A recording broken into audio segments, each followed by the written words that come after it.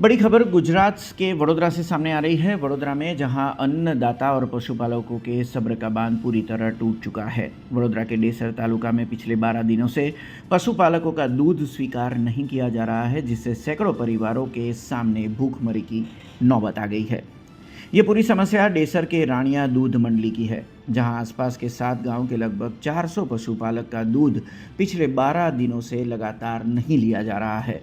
दूध का विक्रय पूरी तरह ठप होने की वजह से इन पशुपालकों की रोजी रोटी पर अब बहुत बड़ा संकट मंडराने लगा है। कई बार प्रशासनिक स्तर पर गुहार लगाने के बावजूद पशुपालकों की इस गंभीर समस्या का अब तक कोई समाधान नहीं निकला है। इसी वजह से पूरे पशुपालक समाज में अब प्रशासन के खिलाफ भारी आक्रोश देखा जा रहा है। प्रशासन के इस ढूलमूल रवैये से तंग आकर अब पशुपालकों ने आर पार की लड़ाई का मन बना लिया है। उन्होंने साफ चेतावनी दे दी है कि अगर 21 जुलाई तक इस समस्या का समाधान नहीं हुआ तो 22 जुलाई से एक बहुत बड़ा और उग्र आंदोलन शुरू होगा। 10 થી 12 દિવસથી दूध बंद है।